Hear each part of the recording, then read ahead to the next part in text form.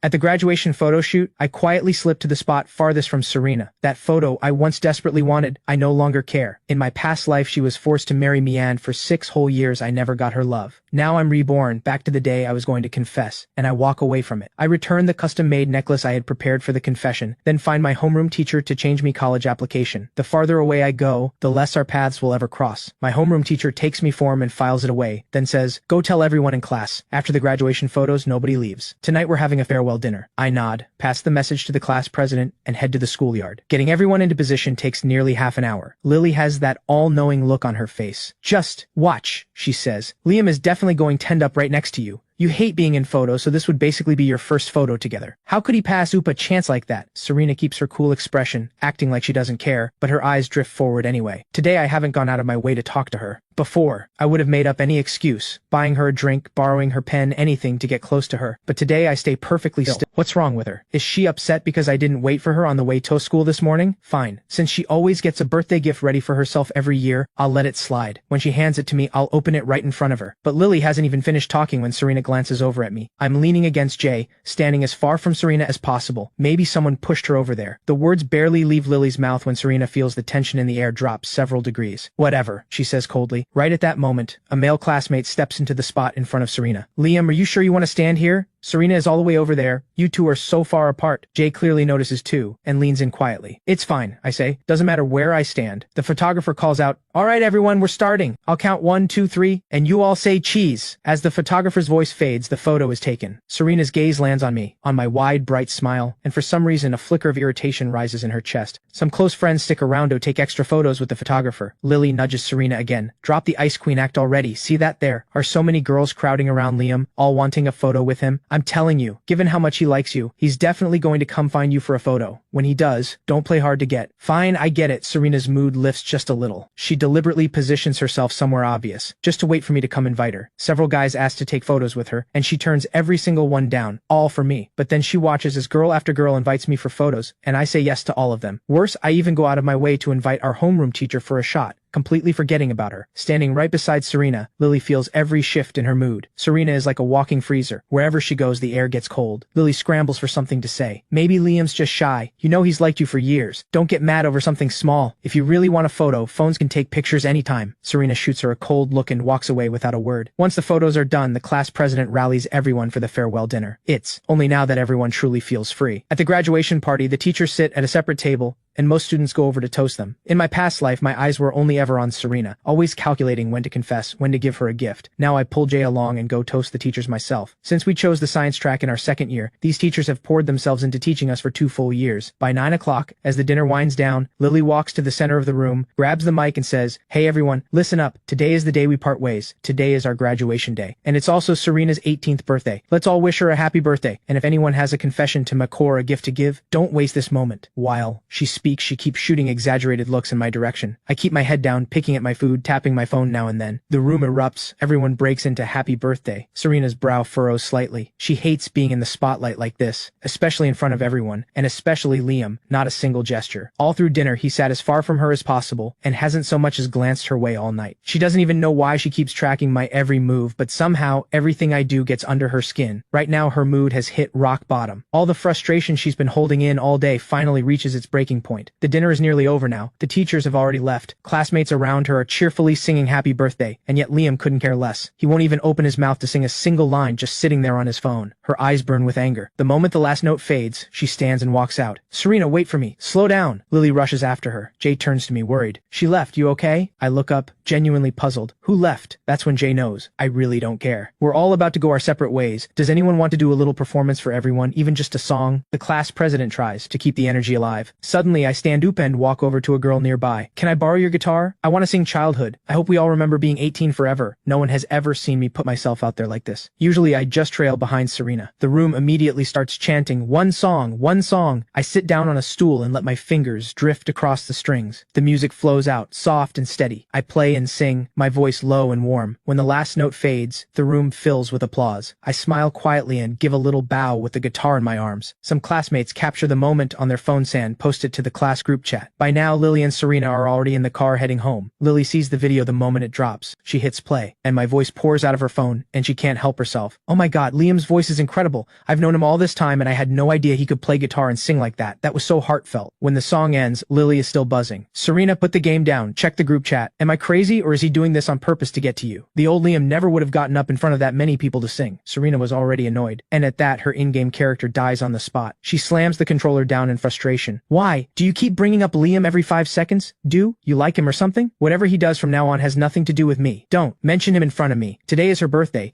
and Liam didn't even bother with the gift. Didn't even come back home with her, treating her like she doesn't exist. So why should she care about him at all? I'm going to sleep. Do whatever you want. Left alone in the living room, Lily finds nothing to do and heads home. At 10:30 that night, the farewell dinner finally wraps up. I get Jay into a cab first, we wave goodbye, then say my farewells to the rest of the classmates and slowly start walking toward the SU family villa. A girl from class happens to be going the same way. Nervously, she offers to walk me home. In my past life, I would have said no, afraid of what Serena might think, but now I just smile and nod. Thank you. Is it out of your way? She shakes her head shyly. Not at all. A few extra minutes is nothing. I thank her warmly. We walk in the same direction, one step apart. Half an hour later, we arrive at the SU family villa. I say goodbye. Thanks. I'm home. Be safe on the way back. She doesn't move right away. It looks like she's been building up to something for a while, and finally finds the courage. I've liked you for a long time. Maybe you never noticed me, but my feelings are real. I know you like someone else, but I hope you'll always be happy. My tears fall before I can stop them. So someone does like me. Serena not liking me. That's not my fault. I am someone worth loving. Thank you. My voice cracks. You're the first person who's ever confessed to me. I really mean it. Thank you for liking me. You reminded me that I'm worth it. She never expected that a simple confession would make me cry like this. She fumbles for a tissue and presses it into my hands. Hey, you're amazing, you know that? You're the dream guy for so many girls. So many girls like you and would never say a word. Liam, you're genuinely wonderful. It took everything I had to say this tonight. If not for tonight, I might have taken this feeling to my grave. Thank you for giving me this chance. I wipe my eyes and smile. A real one. Thank you. What's your name? Let's stay in touch. Maybe hang out sometime. She's completely caught off guard and immediately gives me her name and number. We exchange contacts. She leaves with a huge smile. I watch her go, not noticing the figure standing in the shadows on the second floor balcony, watching every second of it. Serena stares down at me with a cold, mocking smile. She's replayed the video of me singing God knows how many times. She's been up here waiting this whole time,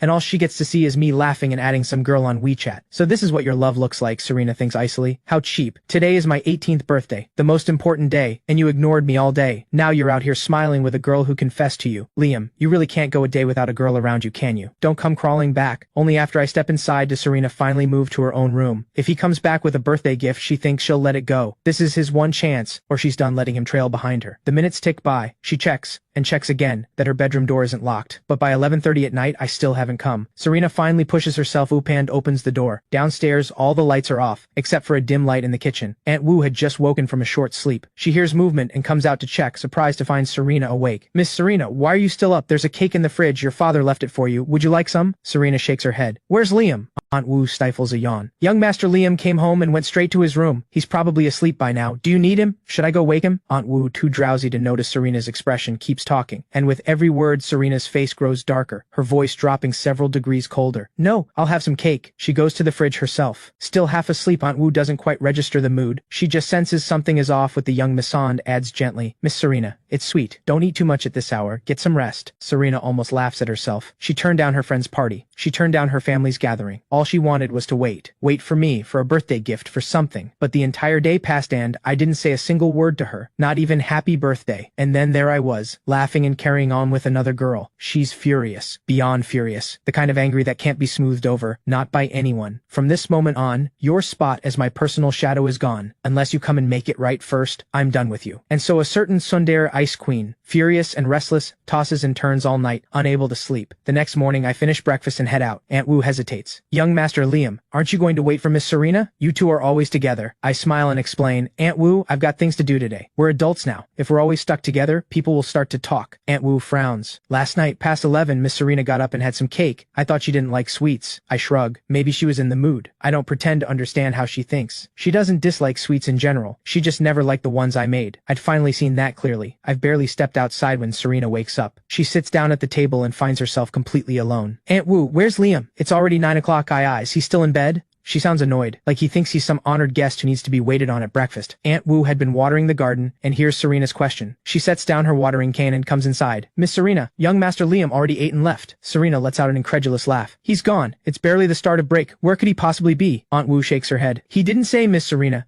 but he looked very sharp today. Very happy, too. Something good must be happening. Serena suddenly finds her bread impossible to swallow. Liam, you really outdid yourself this time. No more waiting for her at breakfast, not even a word before leaving. The thought that I might be on a date with the girl from last night, it sits like a stone in Serena's chest, pressing harder by the second. She forces herself to finish the milk and sets the glass down hard.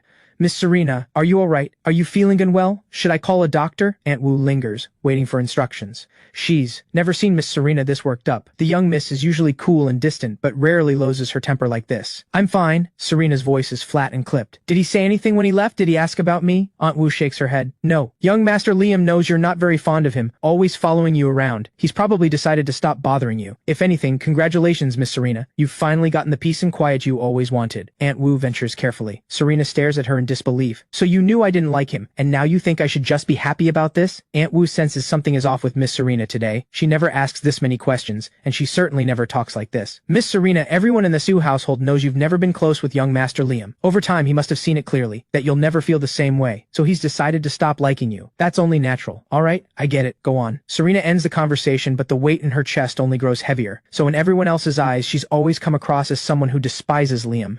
And now Liam is giving up, fresh out of high school, already pulling away. Maybe that's for the best. She can finally be free of him. With that thought, she calls Lily to go shopping. Gaming is more fun at an internet cafe anyway. Lily is surprised. She didn't expect Serena to cool off this fast, let alone reach out to hang out. She drives over to the Su villa, glances around. Where's Liam? Is he not coming? He's not coming. Serena gives her a light smack on the head. Why do you keep bringing up Liam? Don't tell me you actually like him because you seem more invested than I am. Lily rubs her nose awkwardly. You're joking. I just got used to seeing him behind you. Where is he though? Really not joining us? Serena shrugs, unbothered. He already left. Who knows which girl he's out with. Let's go. Hearing that, Lily drops the subject. I step off the bus and head toward the shop address from yesterday. As soon as I walk in, a staff member greets me and goes to get the store manager. We talked a lot yesterday. Today we're practically old acquaintances. Are you really sure you want to return it? This piece? It carries so much of your heart. Once it's gone, there's no taking it back. The store manager makes sure to warn me. She knows this necklace had a 3-month wait just for the reservation. For a customer to plan that far ahead for a custom piece, that's real dedication. I nod, my voice steady. I've made up my mind. The person I wanted to give this to, she's no longer someone I'm thinking about, so there's no point keeping it. The store manager doesn't push. A custom piece this valuable, and you're the one initiating the return. I understand your situation. In that case, we're happy to buy it back at 70% of the original price. Thank you for your support. I hadn't expected that. I nod quickly, grateful. Thank you so much. Wishing your shop all the best. I won't lie. This money means a lot to me right now. The store manager takes the necklace with a smile. I'm not the owner, just the manager. The owner approved this. Give me a moment. I'll go take care of it. I nod. 10 minutes later, 35,000 yuan lands in my account. I thank the store manager again and wander out onto the street. 2 months of break, I should be earning something. Eventually, I spot a bubble tea shop with a hiring sign. There, taking on summer temps. After a quick chat with the manager, we settle on 20 yuan an hour. Not bad for someone without a diploma. I start right away. The girl working alongside me is also a recent grad doing summer work. Of all people, it's the same girl who walked me home last night. I didn't expect to see you here. Liam, don't you live in that gated neighborhood? Do you really need to work a part-time job? She asks. I shake my head with a smile. You've got the wrong idea. I only live there. It's not my home. I'm an orphan. No parents. Thanks for having me these next 2 months. The girl, Evie, is incredibly shy. She looks mortified. I'm so sorry. I didn't mean to bring up something painful. I had no idea. If you ever need anything, please just ask. I shrug it off. It's fine. I've been an orphan my whole life. I'm used to it. I don't even know why my parents left me. Honestly, they're strangers to me. In my past life, a woman had come looking for me, but I refused to leave Serena behind. I gave up the chance to go back to them. Growing up in an orphanage, I stopped needing family a long time ago. The two of us talk and work. The time flies. We grab lunch together. And by 9 that night when our shift ends, Evie walks me home again. And that's exactly when Serena sees us. She's been waiting in the garden, stone-faced, watching the gate. The moment she sees me, she sneers. Finally tore yourself away from your little girlfriend? Why didn't you just go home with her? I don't need to turn around. I already know that voice. I've been reborn 10 years into the past, and my heart is working, slowly, to let her go. She is the woman I loved for so long. Every part of me, every cell in my body, once loved her. And if she hadn't hurt me so deeply in my past life,